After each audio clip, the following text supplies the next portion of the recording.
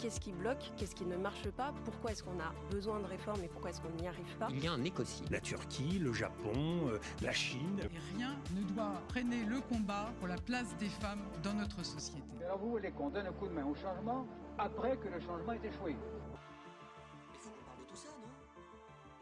Bonjour à toutes et à tous. Nous recevons aujourd'hui Thomas van der Schoor, éditeur indépendant, qui signe avec Youssef Souidi un ouvrage intitulé Une nouvelle cartographie électorale de la France aux éditions textuelles. Dans cet ouvrage, vous délivrez une radiographie électorale avec le niveau de granularité le plus détaillé qui puisse exister, celui du bureau de vote. En particulier, vous vous intéressez aux comportements électoraux des Français en recoupant avec des données dites socio-démographiques et qui sont fournies par l'INSEE. Vous regardez par exemple comment les Français votent en fonction du niveau de vie moyen du bureau de vote dans lequel ils appartiennent. Nous allons revenir sur cet ouvrage et les principaux messages qu'il délivre. Bonjour. Bonjour. Comment l'idée d'un tel travail vous est-elle venue ? Alors merci beaucoup pour l'invitation. Merci de commencer par la question la plus simple aussi. L'idée d'un tel travail, qui n'était pas l'idée d'un livre initialement, elle nous est venue le soir des élections européennes de 2024. Comme beaucoup de nos concitoyens et concitoyennes, nous avons été assez choqués de cette dissolution de l'Assemblée nationale à la suite d'élections européennes qui avaient vu l'extrême droite progresser de façon historique. Et donc avec Youssef Souidi, que nous connaissons depuis nos années de classe préparatoire économique et littéraire, et on a tous les deux poursuivi dans des cursus en sciences sociales. Lui a fait une thèse d'économie, moi j'ai fait un diplôme de normale supérieure Paris-Saclay en sciences sociales, et on est resté en contact, on parlait beaucoup notamment de politique. J'ai eu la chance en tant qu'éditeur d'éditer la thèse de Youssef, qui a donné en livre vers la sécession scolaire, en interrogation. Je vous dis ça parce que Youssef, c'est un spécialiste de l'analyse des données. Et donc, je reviens sur cette dissolution de l'Assemblée nationale.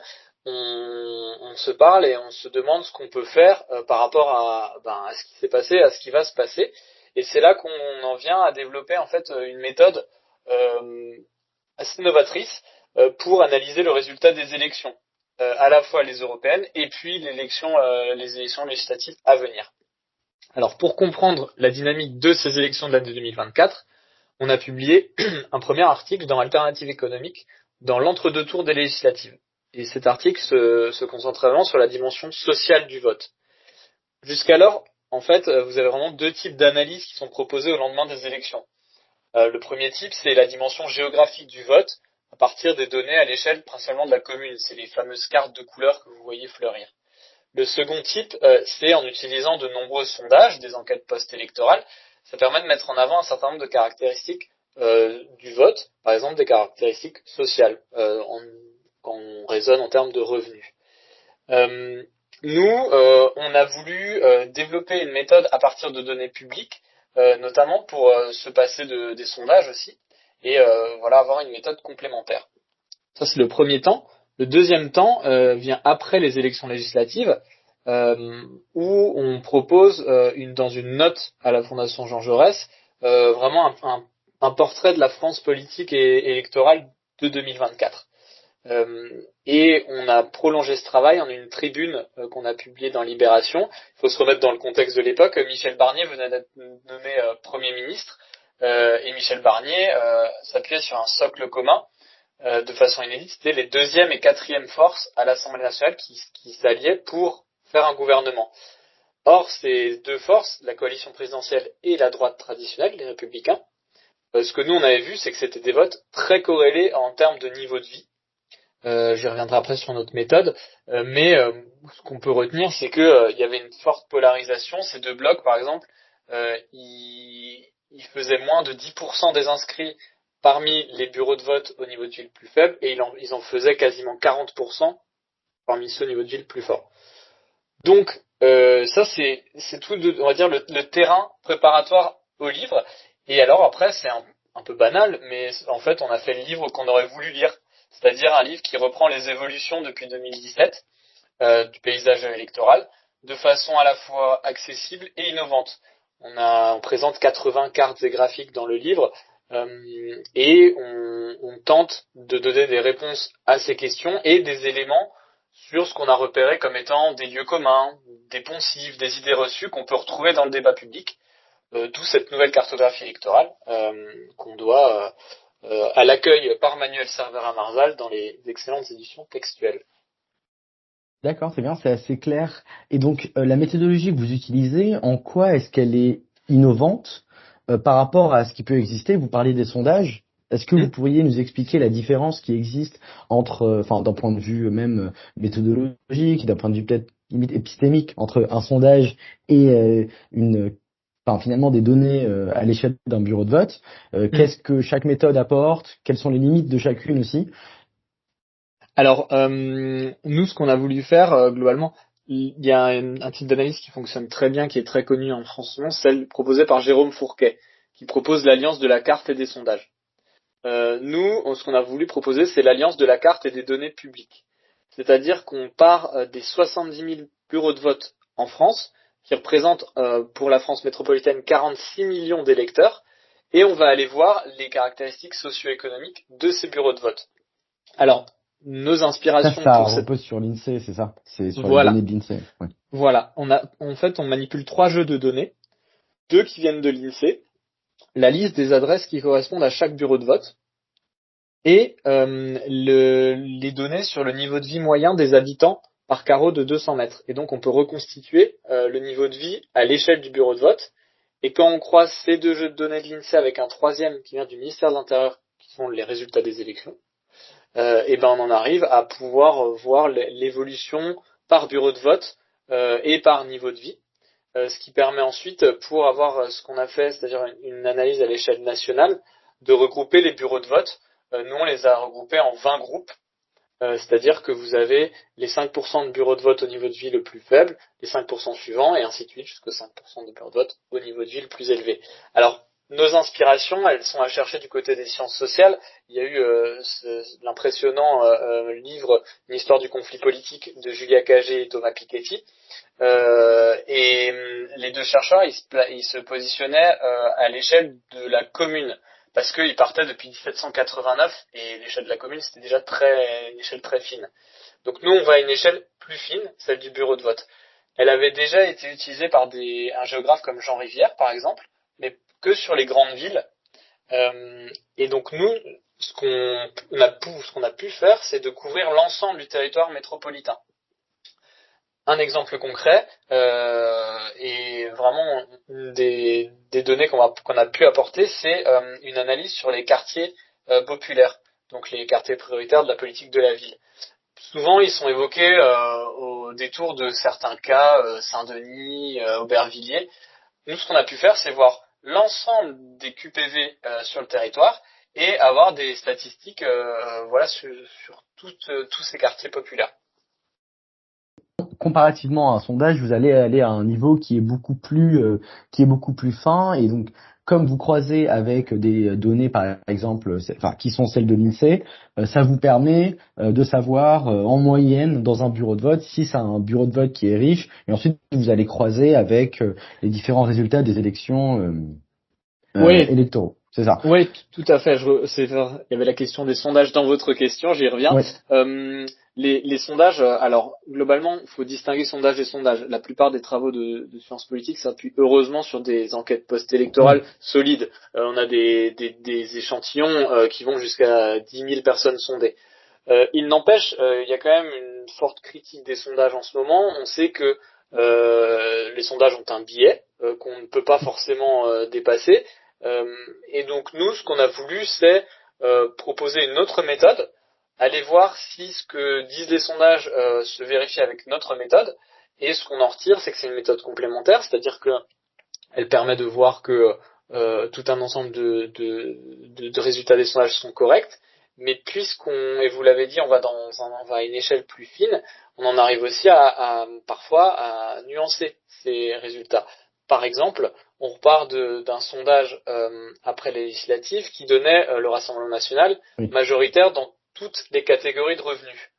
Or, nous, notre méthode de hiérarchiser les bureaux de vote en fonction du niveau de vie nous permet de voir que dans les 5% de bureaux de vote au niveau de ville plus faible, c'est pas le Rassemblement national qui arrive en tête, c'est l'Union de la gauche. Donc ça fait partie des résultats que nous permet à la fois notre méthode et le fait d'en faire un livre et de prendre le temps dans un livre d'aborder ces données. On va commencer un peu à discuter du livre en soi et des enseignements qu'on peut en tirer.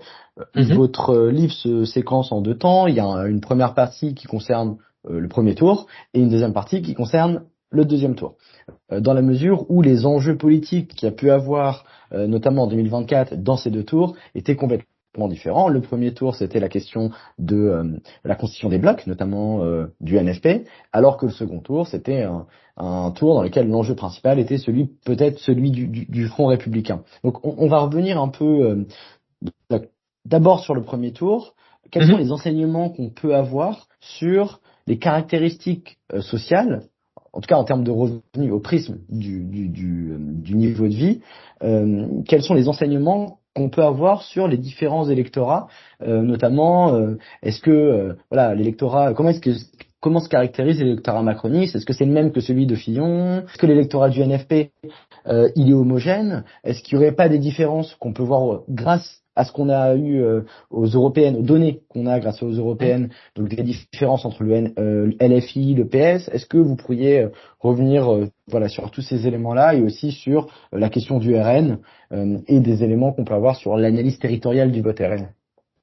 Absolument. Alors, je précise d'emblée que notre livre ne prend pas en compte les municipales de cette année, puisqu'il a paru en début d'année. Donc, on va vraiment être dans ce qui ressort des élections depuis 2007 à 2024 pour les 2 présidentielles, les 3 législatives et les 2 européennes. Je prends la structure de notre livre, c'est-à-dire qu'on s'est demandé comment analyser ça et on a construit des chapitres simplement par bloc. On a distingué un premier bloc et après je laisserai peut-être rebondir et réorienter sur le deuxième bloc. Le premier bloc qui est celui de ce socle commun dont on parlait en 2024, composé de la coalition présidentielle, donc l'électorat macroniste, et de la droite traditionnelle, les républicains. Alors c'est un exercice qui est un peu particulier parce que quand vous les regroupez, quand vous analysez les législatives de 2017, faut se remettre là encore dans les configurations. La plupart des seconds tours, c'est la coalition présidentielle face à la droite traditionnelle. Mais ce qu'on peut voir pour les élections qui ont suivi, c'est que on a un électorat d'Emmanuel Macron, en tout cas ce que montrent les enquêtes post-électorales, qui a plutôt eu tendance à aller vers la droite. Et donc la droite traditionnelle qui, sur les élections, n'a cessé de perdre des voix. On repense au résultat très décevant de Valérie Pécresse à la présidentielle et aux législatives qui ont suivi. Alors, est-ce que l'électorat d'Emmanuel Macron est aujourd'hui celui de François Fillon en 2017 ? Nous, notre méthode, on peut pas dire oui, non. Ce qu'on peut constater, c'est à la fois l'ampleur, on va dire, du vote et la distribution socio-économique en termes de niveau de vie. Donc, la coalition présidentielle, ça a la forme d'une pyramide inversée. C'est-à-dire que le vote pour Emmanuel Macron, par exemple, croît, donc il augmente à mesure que le niveau de vie augmente. Et pas qu'un peu. Pour les législatives de 2024, il quintuple entre les bureaux de vote les plus pauvres et les bureaux de vote les plus riches. Il passe de 5% à plus de 25%. Donc c'est quand même une dimension sociale qu'on retrouve dans des sondages, mais pas forcément mise en avant de façon aussi claire. Et l'électorat de la droite traditionnelle, on voit que c'est la même chose d'un point de vue socio-économique. Alors, l'hypothèse qu'on peut faire avec les autres travaux, c'est effectivement celui d'un remplacement progressif d'Emmanuel Macron dans les préférences des électeurs de droite. Ce qu'on va nuancer, nous, c'est plutôt l'aspect géographique, de voir que le vote pour la coalition présidentielle est plutôt stable, peu importe le type de territoire, en centre-ville, en milieu rural, alors que le vote pour la droite traditionnelle va être vraiment plus concentré sur le périurbain et le rural. Sachant qu'il y a peut-être aussi un élément qui est celui que entre 2 élections, ce sont pas les mêmes personnes qui vont voter. Enfin, il y a peut-être aussi cet élément-là à prendre en compte pour peut-être nuancer le propos. Tout à fait. Alors ça, c'est des éléments pareil que notre méthode peut pas forcément approcher, c'est-à-dire qui sont les personnes qui vont voter, quelles évolutions il y a pu avoir dans la composition et par bureau de vote. Nous, ce qu'on va vraiment voir, c'est plutôt, par exemple, les pertes des Républicains entre 2017 et 2022, où est-ce qu'elles se situent, et on voit que les pertes les plus importantes, elles sont tout en haut de la pyramide sociale. Et on voit que c'est vraiment la zone de force, par exemple, de l'électorat d'Emmanuel Macron, qui a plutôt tendance à progresser dans ces zones-là. Donc on peut effectivement faire l'hypothèse d'un transfert. La question qu'on peut se poser, c'est selon les configurations, est-ce que c'est vraiment un rapprochement du centre et de la droite, ou c'est vraiment dépendant d'un contexte, et en vue de 2027, ça ouvre beaucoup de questions. Oui, surtout qu'en 2022, après l'élection présidentielle, quand il y a eu les législatives, on est sorti de ces législatives avec finalement un bloc central qui survivait parce que LR s'abstenait et ne votait pas les motions de censure. Donc c'est vrai qu'il y a peut-être une évolution politique qui a conduit à une évolution électorale ou peut-être l'inverse. Pour continuer sur l'analyse de bloc par bloc, ou pôle par pôle. Est-ce que vous pourriez développer sur la question du NFP? Où est-ce qu'il est fortement présent? Dans les grandes villes, certainement. Est-ce que il est réparti de manière homogène en fonction du niveau de vie moyen des bureaux de vote? Et aussi, avec les élections européennes, vu que chaque parti est parti un peu dans son coin, on peut peut-être avoir une idée de la différence de structuration sociale, enfin socio-économique, en fonction des différents partis. Est-ce que vous pourriez un peu en parler? Oui. Alors le NFP, donc qui est l'union de la gauche pour les législatives de 2024, a des zones de force qui sont celles de la gauche dans les tendances des dernières années, c'est-à-dire plutôt les métropoles, les communes centres des grandes villes, les couronnes urbaines, et plutôt des zones de faiblesse dans les couronnes périurbaines et dans le rural. Ça, c'est pour l'aspect uniquement géographique. Mais on reviendra sur le fait que la géographie n'explique largement pas tout. Ce qui est intéressant dans l'union de la gauche, c'est de voir, là encore, la structure sociale du vote. De façon assez étonnante, la gauche fait ses meilleurs scores dans les bureaux de vote les plus pauvres. On a le vote, vraiment la zone de force. Ensuite, le vote décroît au fur et à mesure. Et on a plutôt une progression à nouveau dans les bureaux de vote au niveau de vie le plus élevé. On verra ensuite que c'est vraiment l'inverse, le miroir du vote pour l'extrême droite. Donc de façon c'est étonnante, la gauche fait ses meilleurs scores dans les bureaux de vote les plus pauvres et les plus aisés. Ça, c'est quand la gauche part unie. Vous l'avez dit, et c'est ce qu'on a fait dans le livre, on a voulu voir en fait quels sont les électorats de gauche et si on pouvait apporter quelque chose à cette analyse. Donc on s'est focalisé sur les européennes, avec les limites que ça a. Les européennes, même si elles mobilisent de plus en plus, sont quand même pas des élections qui mobilisent autant que la présidentielle.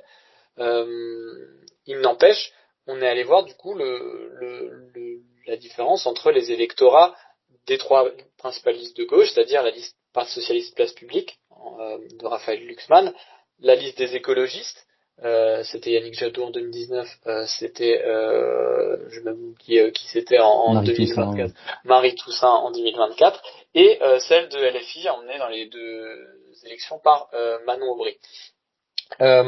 Ce qu'on peut voir, c'est qu'il y a vraiment une grande différence entre, d'un côté, les listes PS Place Publique et les écolos, qui ont une structure de vote, en fait, comme la coalition présidentielle, c'est-à-dire on vote de plus en plus pour ces listes à mesure que le niveau de vie augmente, et une structure différente pour LFI, qui fait ses meilleurs scores dans les bureaux de vote au niveau de vie le plus faible, et qui ensuite a globalement de la stabilité à partir des 10% de bureaux de vote suivants. Donc, pour être un peu plus précis, en 2024, le vote Parti socialiste Place Publique, il représente 7% des inscrits. Il fait ses moins bons scores au bas de la hiérarchie des revenus, il tombe à 3%, et quand on est en haut de la hiérarchie, il atteint 11%. Et c'est dans ces bureaux de vote d'ailleurs qu'il y a la progression la plus forte pour la liste de Raphaël Glucksmann, Donc des hypothèses qu'on peut faire, c'est que c'est un recrutement parmi des anciens électeurs écologistes, parce que la liste de Marie Toussaint a beaucoup chuté par rapport à 2019, ou alors c'est un électorat d'anciens de déçus du macronisme, voilà, ça c'est une discussion pareil des sondages. LFI, à l'inverse, on va être sur un vote qui regroupe 5% des inscrits, qui monte à 10% dans les bureaux de vote au niveau de villes plus faibles, et qui décroît et qui se situe aux alentours de 5% dans tous les rangs ensuite, avec une petite remontée tout en haut. Et donc ce qui est intéressant pour faire un peu la synthèse de tout ça, c'est de voir qu'en fait c'est l'addition de ces deux structures qui donne ensuite le vote du NFP avec une certaine forme de complémentarité. Donc, si on se focalise désormais sur le Rassemblement national, est-ce que, en accord avec un peu une idée reçue qu'on peut avoir, est-ce que c'est un vote qui est plus populaire que les autres? Est-ce que il y a vraiment un facteur territorial qui explique le vote RN? Ou est-ce que ce sont des facteurs sociaux qui expliquent ce vote-là? Qu'est-ce que on peut dire là-dessus à partir de votre étude et de votre méthodologie? Alors il y a plusieurs questions pertinentes, merci de les poser. Je vais commencer par l'aspect plutôt d'abord social du vote pour l'Assemblée nationale. On entend souvent que le Rassemblement national c'est un vote de personnes défavorisées, un vote presque de misère. C'est pas vrai, c'est pas ce qu'on constate. Nous, ce qu'on constate, c'est que c'est un vote de large classe moyenne. Il y a vraiment ce qu'on appelle une moyennisation de l'électorat. Alors cette fois, c'est une forme de toupie l'électorat. Je vous dis que c'était vraiment l'inverse de l'union de la gauche. C'est-à-dire que vous allez avoir les scores les plus faibles chez les plus pauvres, 16% des inscrits aux législatives de 2024, et chez les plus riches, 13%. Et entre, vous allez avoir vraiment une grande zone avec une certaine force du vote et des pics à plus d'un quart des électeurs inscrits, donc plus de 25%. Ce qu'on constate aussi, c'est que c'est un vote qui, sur la période 2007-2024, progresse indéniablement et progresse partout, dans toutes les catégories en termes de niveau de vie. Ce qu'on peut voir sur les dernières élections, c'est qu'il progresse aussi particulièrement dans les bureaux de vote au niveau de ville plus élevé, ce qui est aussi un facteur à avoir en tête quand on voit ce qui se passe au municipal et quand on pourra analyser ce qui se passera l'année prochaine. Je passe sur l'aspect plus géographique. Le vote pour l'extrême droite a effectivement des zones de faiblesse dans les grandes métropoles et vraiment des zones de force plutôt dans ce qu'on peut appeler les campagnes, dans le périurbain et le rural. Cela dit, on a l'impression dans le commentaire politique que ce sont des raz-de-marée pour l'extrême droite, que globalement on a des campagnes qui sont vraiment devenues brunes. Nous, on a plusieurs façons de nuancer ce constat. Déjà en termes de resituer les ordres de grandeur, quand on parle de domination, on dépasse rarement un tiers des électeurs inscrits, donc c'est pas non plus 80% des électeurs d'un certain type de zonage qui vont aller glisser un vote pour le Rassemblement national. Et surtout, ce qu'on a voulu faire au travers d'une méthode statistique, alors j'entre pas dans les détails ici, je passe directement à la conclusion, mais c'est que ce survote plutôt dans le périurbain et le rural par rapport à la commune centre, on voulait voir si c'était uniquement lié à la géographie. Donc globalement, on va voir 10 points de pourcentage d'écart entre si on se place dans la commune centre ou dans le périurbain.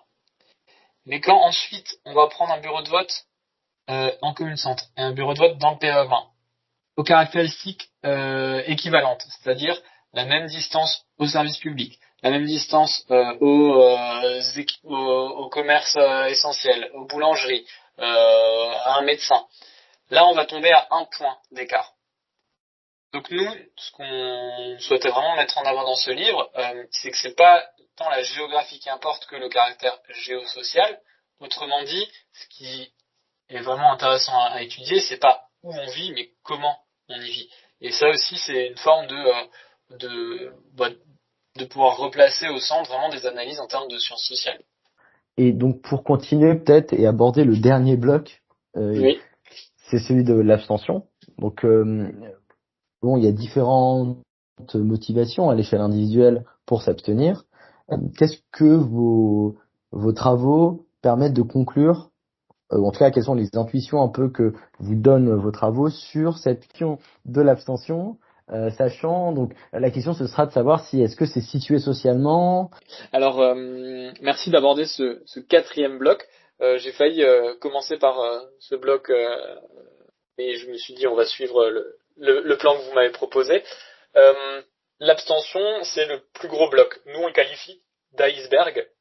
Alors, c'est assez derrière, c'était assez marrant de voir que François Ruffin utilisait le terme d'iceberg pour cette fois caractériser l'extrême droite après les municipales. Nous, en début d'année, on utilisait ce terme d'iceberg. Pourquoi ? Parce que globalement, l'abstention, c'est un tout petit peu visible en surface, surtout quand on n'a pas encore vraiment les chiffres et qu'on peut dire il y a X% de personnes qui se sont rendues aux urnes. Et puis à partir du moment où on a les différents votes pour les partis politiques, là l'abstention elle disparaît. Et on raisonne d'ailleurs dans les médias, dans les travaux de sciences politiques, en termes de pourcentage de suffrage exprimé. C'est aussi pour ça que vous allez avoir dans notre livre des ordres de grandeur qui sont assez différents. On divise quasiment tout par deux. Pourquoi ? Oui, c'est aplati en fait. Voilà, parce que nous on raisonne en termes d'électeurs inscrits et on a tenu à le faire pour à chaque fois montrer que l'abstention était à prendre en compte. Donc ça c'est un peu notre envie de resituer l'abstention qui vraiment de façon immergée est le plus gros bloc. Et donc vous parliez du caractère socialement situé de l'abstention. Ça, c'est quelque chose que la science politique sait depuis de nombreuses années. On a un livre fondateur en 1979 qui s'appelle Le Sens caché, Sens C-E-N-S. L'idée que, en fait, qu'il y a une forme d'impôt à acquitter pour aller voter, et de montrer que les plus pauvres sont ceux qui votent le moins. Donc nous, là encore, avec notre méthode, on a voulu aller voir déjà si c'était vrai. Oui, on le constate, mais surtout à quelle ampleur ça prenait. Et donc, ce qu'on va voir, c'est que l'abstention, elle double entre les bureaux de vote les plus pauvres, les plus riches et les plus pauvres. C'est-à-dire que vous arrivez vraiment dans les bureaux de vote les plus pauvres à quasiment un électeur sur deux qui s'abstient dans des élections très mobilisatrices comme l'ont été les législatives 2024. Alors que dans les bureaux de vote les plus riches, là, on tombe en dessous de un quart. Donc ça, c'est vraiment le caractère socialement situé. Ce qui nous paraît préoccupant, c'est l'évolution, parce que l'abstention, elle augmente, et les écarts se creusent. C'est-à-dire que l'abstention pourrait augmenter chez les plus riches et avoir tendance à stagner chez les plus pauvres, et les écarts, du coup, se réduiraient. Les écarts se creusent. Les électeurs les plus pauvres se déplacent de moins en moins. Donc, nous, voilà un peu ce qu'on pouvait dire. Pour finir sur l'abstention, là encore, on repart de ce qu'on a pu mettre en avant. Par exemple, à l'échelle nationale, sur tous les quartiers populaires, on va observer une abstention qui est entre 10 et 15 points supérieure à la moyenne nationale à tous les scrutins. Donc là encore, il y a un enjeu de réussir à intéresser les gens et mobiliser dans tous les types de territoires. Là, on a vu un peu ce qui s'était passé au premier tour, et donc vos analyses sur cette temporalité qu'est le premier tour. Là, on va se poser la question du deuxième tour, donc en toute logique, de voir finalement dans quelle mesure est-ce que le Front républicain a pu se matérialiser dans les urnes quand on regarde, alors qu'on a une analyse à la fois territoriale, mais aussi une analyse en termes de niveau de vie.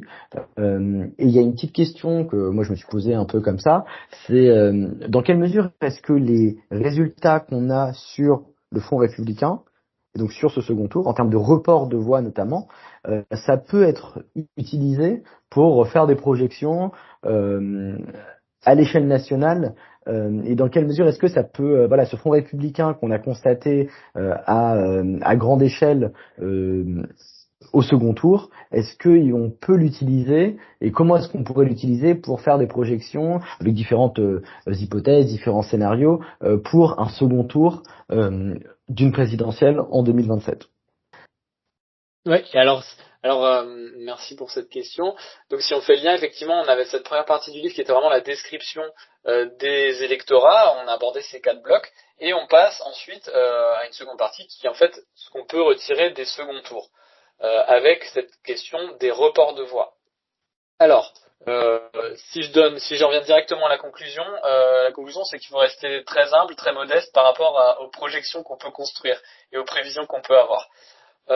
Pourquoi ? Pour résumer, replaçons-nous en 2022, les législatives suivent la réélection d'Emmanuel Macron, et ce qu'on observe, c'est que il n'y a pas de réflexe de front républicain. Comment ça se matérialise ?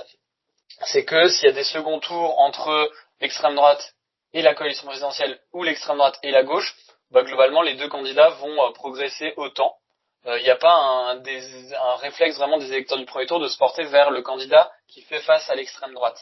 Ce qui était plutôt la logique, la tendance, en tout cas sous la Ve République. Et l'attente qui existait en fait au soir du premier tour en 2024, tout le monde se disait il y aura pas de barrage républicain. Tout à fait. Nous, ce qu'on dit, donc, vous savez, on utilise l'expression les castors pour ceux qui font le barrage républicain. Donc nous, ce qu'on constate, c'est qu'en 2022, on annonçait les castors morts. C'est-à-dire que, mais pas que les médias, il y avait aussi des travaux de sciences politiques qui disaient voilà, ce qu'on constate, c'est que il y a plus de front républicain, il est enterré, à voir pour les prochaines élections, mais ça ouvre la porte à des temps nouveaux.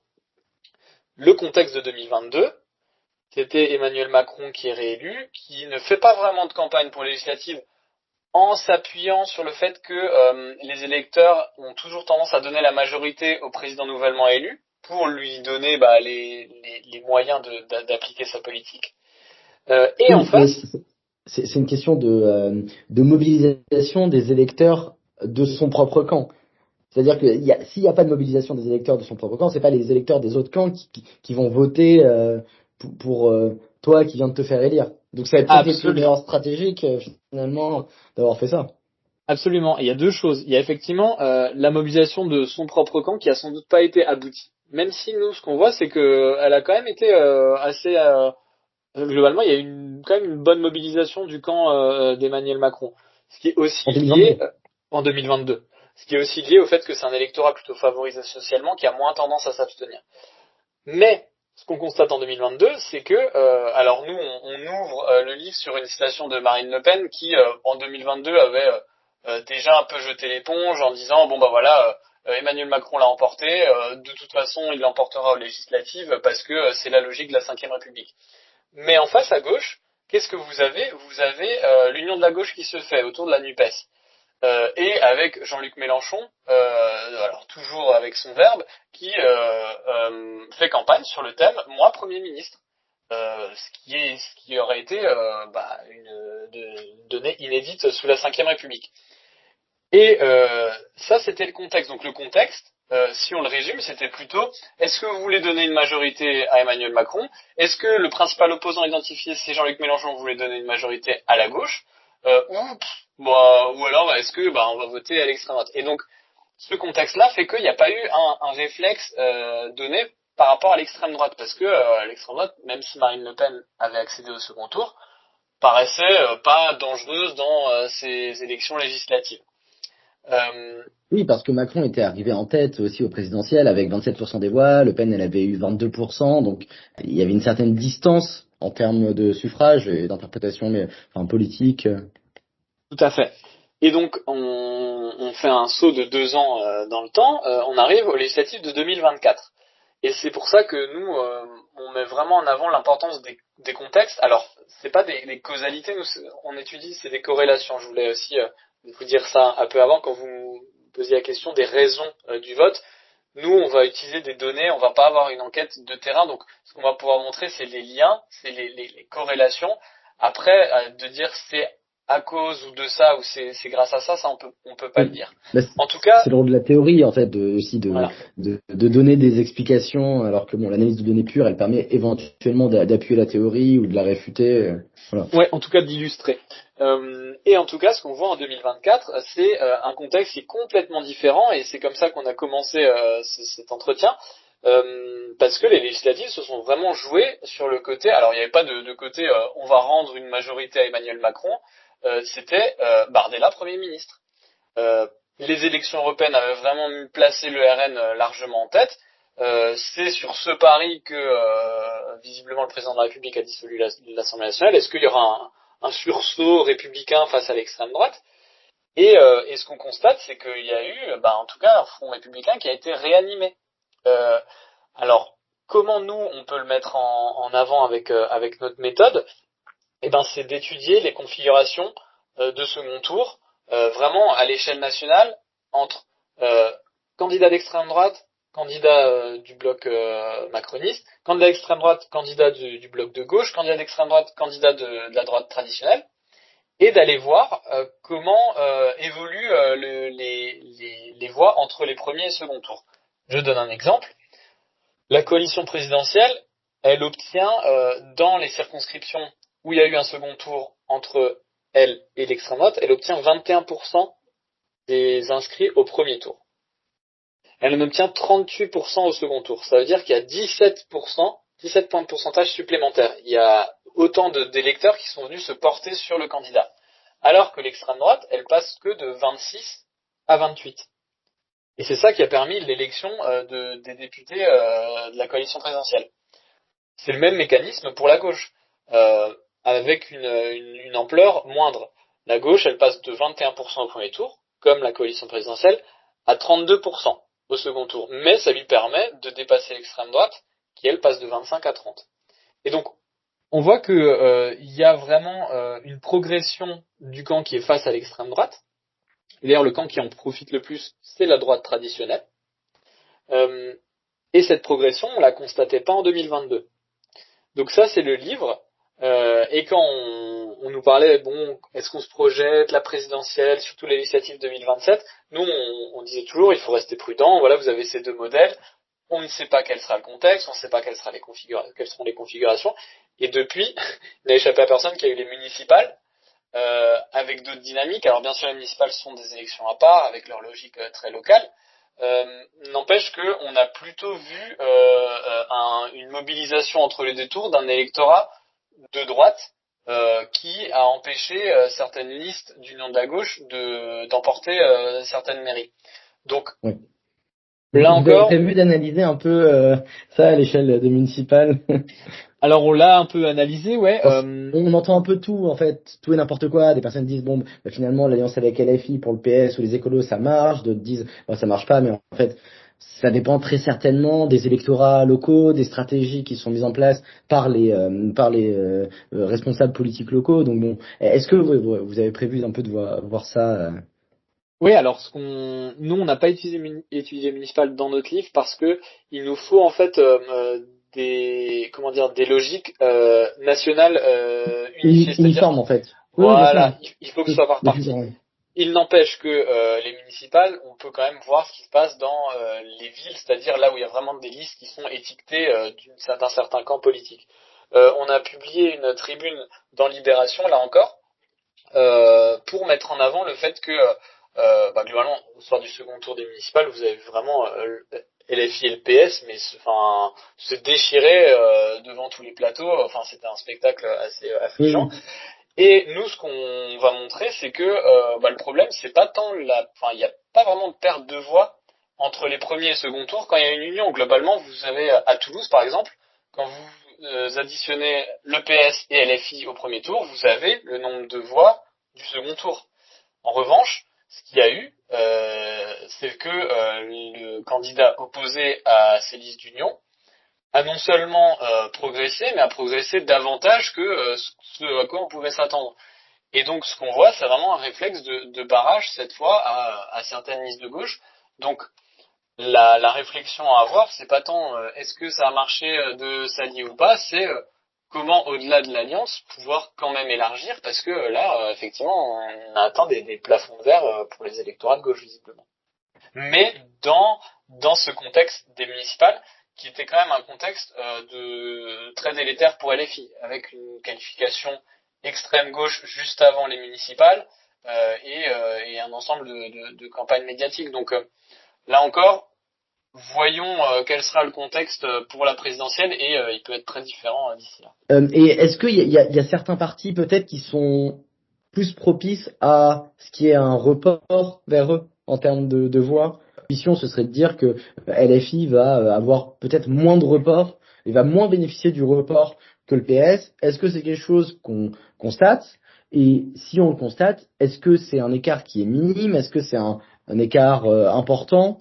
Alors nous, ce qu'on a, c'est effectivement une des hypothèses de notre travail. Donc on a voulu aller la tester.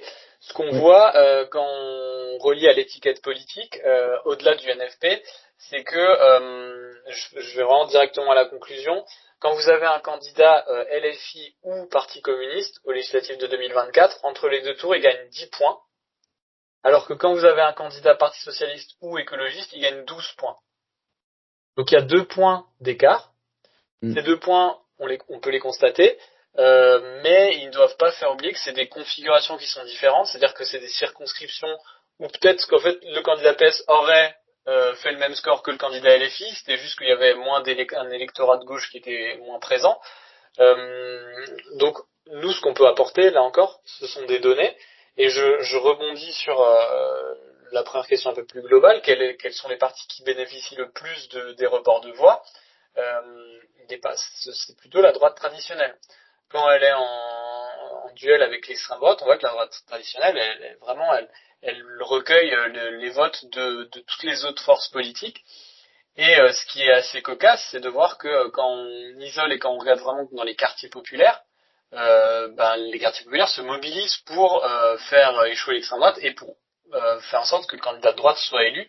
Ce qui est quand même là à mettre en perspective avec des discours qui peuvent être très durs parfois de la part des élus ensuite de droite.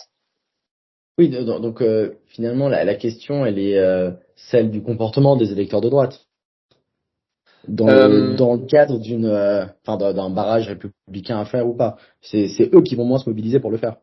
C'est exactement. C'est exactement ça. Et ça participe aussi des tendances qui travaillent l'électorat.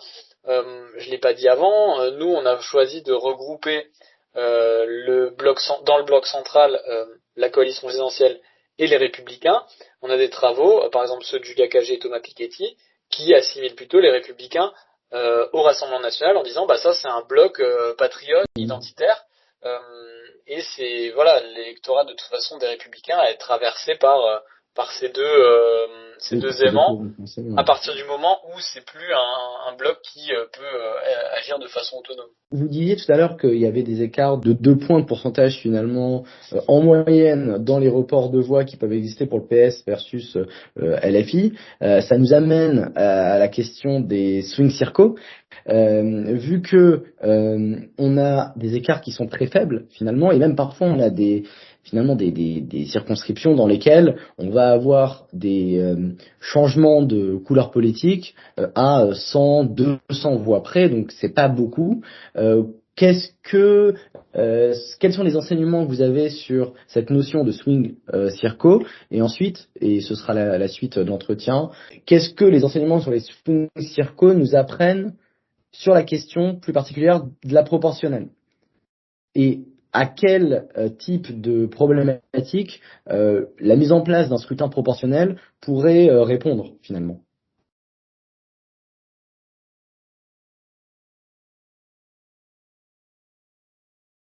Pour rappel, les swing circos, qu'est-ce que c'est?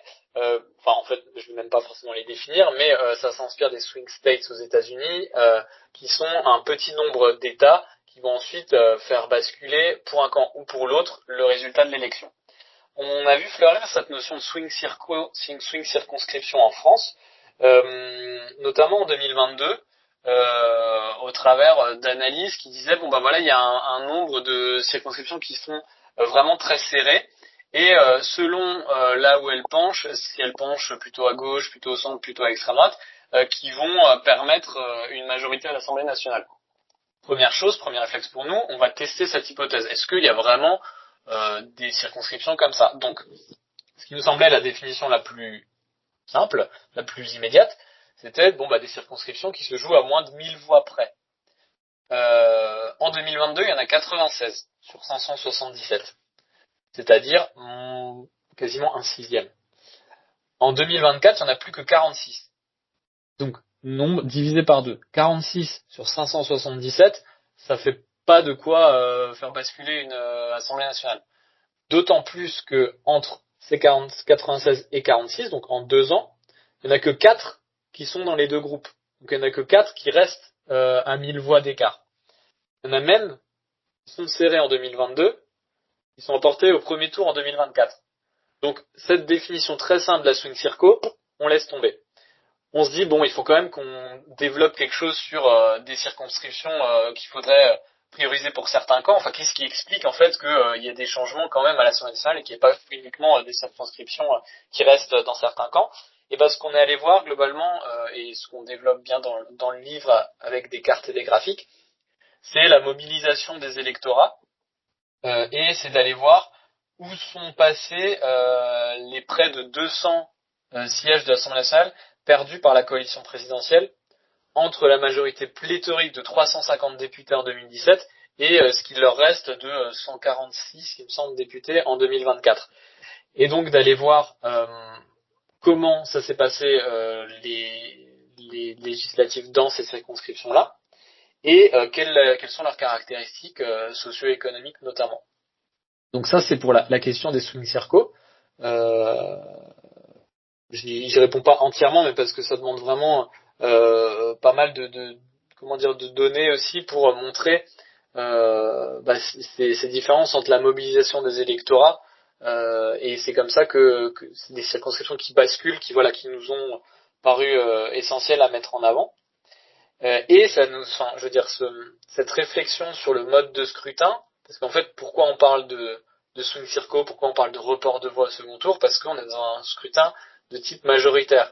C'est-à-dire qu'il y a 2 ou plus de candidats qui se qualifient au second tour, mais ensuite, il y en a qu'un qui l'emporte pour un siège. C'est-à-dire que y a un candidat qui peut avoir recueilli, 25% des inscrits, mais ensuite être élu et représenter 100% des électeurs d'une circonscription. C'est cette question-là de la représentativité qu'on a voulu aborder au travers de ce serpent de mer qui est le système proportionnel, qui est appelé de ses voeux par plusieurs figures politiques, par plusieurs partis. On pense au Rassemblement national, on pense aux écologistes, on pense à François Bayrou en tant que figure. Alors je suis très content d'en parler ici parce que parmi nos références principales, on a utilisé 2 rapports de Terra Nova, des rapports qui sont favorables à la proportionnelle. Nous, ce qu'on va apporter par rapport à eux, c'est la simulation des assemblées nationales à la fois de 2017 et de 2024, donc la dernière en date. Ces simulations, elles sont à prendre avec des pincettes. On parle de campagnes qui se sont pas jouées sur la proportionnelle, mais sur le scrutin majoritaire. Donc voilà, c'est plus un exercice de pensée, comme vous l'avez souligné. L'Assemblée nationale en 2017, alors, a été très différente de celle qu'on a connue, dans le sens où, je l'ai dit avant, il y a 350 députés macronistes qui sont élus en 2017 sur 577, ce qui donne une majorité très confortable, selon les types de proportionnels, parce que la proportionnelle, c'est aussi ça qui est compliqué, c'est que il y a vraiment beaucoup de paramètres qu'on peut faire varier. Il y a différents niveaux en fait où s'applique la proportionnelle. Il peut y avoir l'échelle départementale, régionale, nationale, il peut y avoir des primes, il peut y avoir il y a des circonscriptions, d'autres où il n'y en a pas. C'est quoi les différents résultats que vous avez en fonction de ces différents peut-être de ces différentes types d'élections proportionnelles? Voilà, c'est aussi, vous l'avez rappelé, c'est aussi pour ça qu'il faut être vigilant sur la proportionnelle. C'est que la mettre en place, ça demande quand même une entente entre les députés, ce qui, vu l'Assemblée nationale actuelle, apparaît peu probable. Maintenant, nous, on a fait varier plutôt l'échelle, c'est-à-dire qu'on a pris des circonscriptions qui seraient à l'échelle départementale, c'est-à-dire une circonscription par département, à l'échelle régionale, ou une seule et même circonscription nationale. Et pour faire vite, avec un système de 5% pour avoir des candidats élus. Ce qu'on peut voir, c'est que ça fait quand même varier, là encore, la composition des assemblées nationales. En 2017, par exemple, la coalition présidentielle n'aurait obtenu, sur les scénarios, n'aurait pas obtenu la majorité absolue. Et là, on peut tout réécrire, c'est-à-dire qu'en 2010, sur le premier quinquennat d'Emmanuel Macron, il y a globalement des lois qui sont passées avec une forte mobilisation contre de l'opinion publique, mais une Assemblée nationale qui les votait. S'il n'y avait pas une majorité absolue, ça aurait été plus compliqué. En 2024, la composition, elle est moins différente. Ça signifie que le scrutin majoritaire s'est montré plus représentatif avec cette Assemblée nationale fragmentée qu'on a. Mais il y a quand même des évolutions. La coalition présidentielle, elle aurait pu perdre 40 sièges et le RN et ses alliés en gagner près de 100 selon l'échelle retenue. Et donc ça fait passer par exemple le RN de troisième force à première. La coalition présidentielle, ça l'a fait baisser et elle n'aurait pas pu former un gouvernement. Donc nous, ce qu'on fait, c'est qu'on montre comment ça a été.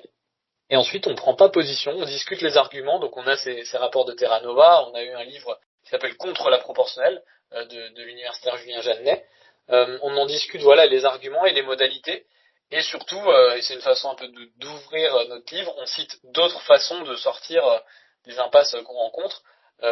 Par exemple, d'autres types de votes, comme le jugement majoritaire dont on commence à entendre parler, d'autres types d'actions comme avoir une meilleure représentativité des classes populaires, et ça permet voilà de resituer là encore nos limites, puisque on aborde le vote, mais il y a en fait des votes et il y a d'autres façons de pratiquer la démocratie. On va bientôt terminer l'entretien par une dernière question qui se veut un peu plus prospective en termes de travaux à mener. Alors, c'est vrai que bon, l'INSEE fournit des données par exemple sociodémographiques, donc il y a pas que les données sur les niveaux de vie, il y a aussi des données sur le nombre de propriétaires, sur le pourcentage de logements sociaux, sur le nombre de ménages, sur la composition des ménages. Bon, c'est des données qui sont très très granulaires et très intéressantes. Et est-ce que ce serait pas intéressant de faire d'autres travaux en se disant bon, on va regarder le nombre de propriétaires ou autre et on va voir s'il y a des différences de vote en fonction du pourcentage de propriétaires dans le bureau de vote. Ça peut être une piste. Est-ce que vous envisagez cela? Et également, est-ce que vous envisagez peut-être, et on en parlait tout à l'heure, d'élargir votre méthodologie à d'autres scrutins, donc par exemple les municipales. Et voilà, est-ce que vous avez d'autres idées comme ça? Alors, merci. Alors, vous avez commencé l'entretien par la question la plus simple, terminé peut-être par la question la plus complexe. Ce travail, nous a beaucoup demandé avec mon co-auteur Youssef, et on n'est pas encore au stade d'une projection pour la suite. Ça fait 3 mois qu'on a publié le livre, même s'il y a eu les municipales et que donc, par conséquent, on a forcément appliqué notre méthode à ce type d'élection. Pour répondre à la première partie de la question, alors c'est difficile de faire à notre échelle, celle du bureau de vote qui est la plus fine, de faire ces analyses avec d'autres variables. Par exemple, l'âge, ce serait pas pertinent parce qu'il y a beaucoup trop d'hétérogénéité au sein d'un bureau de vote de cette variable de l'âge, ce qui n'est pas le cas pour le niveau de vie. Donc, l'échelle, c'est-à-dire que vous allez avoir vraiment des bureaux de vote avec une distribution des âges qui va pas vous permettre ensuite d'avoir des analyses probantes à l'échelle nationale. Voilà, le niveau de vie nous semblait la variable la plus forte pour aborder ça.